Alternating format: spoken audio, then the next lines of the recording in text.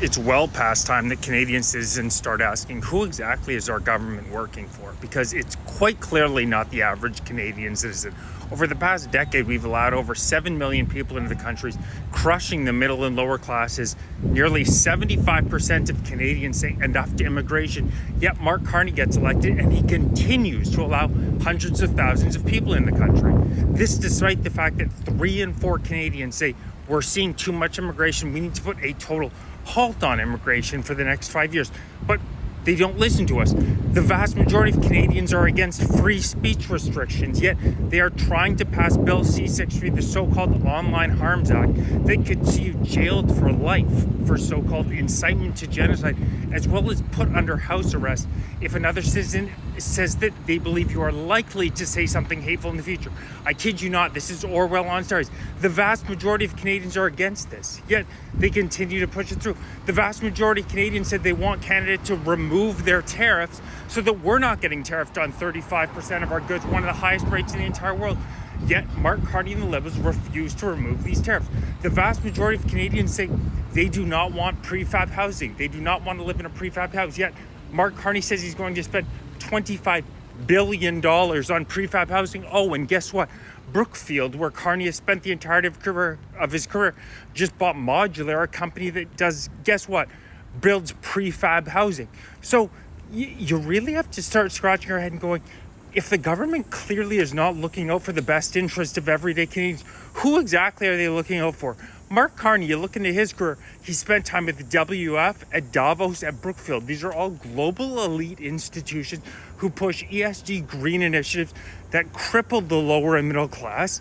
They believe that in post-national states, as Justin Trudeau said in 2017, that national borders are a total construction and that we should just have unfettered immigration where whoever the hell wants to come in can come in. God damn the average Canadian.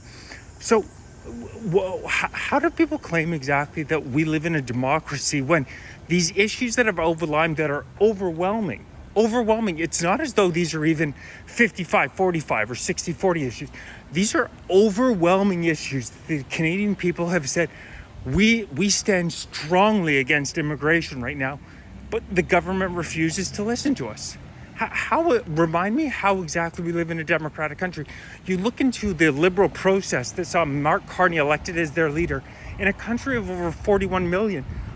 Under 400,000 people voted in that nomination process. Under 400,000, and Ruby Dalla, the only one of them who's willing to be critical of Carney, she was kicked out. Carney is a close friend of Trudeau's, who also has massive ties to the WF in Davos.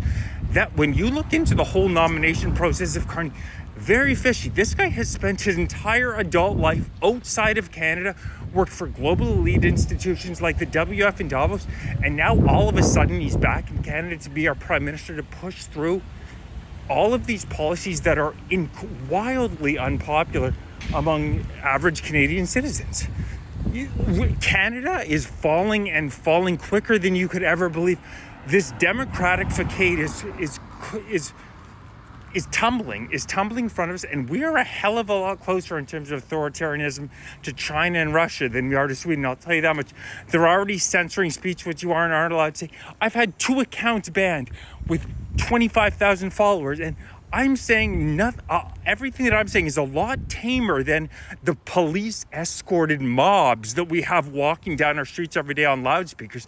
It's really disgusting. I'm organizing rallies because we need to get out on the street and make our voices heard. If you're interested in supporting, hit the link in my bio, make a donation, grab some gear, because Canadians start hitting the streets because democracy is tumbling before our very eyes. Canada is a hell of a lot more authoritarian than you would think, and it's time we stand up and take a stand against this garbage.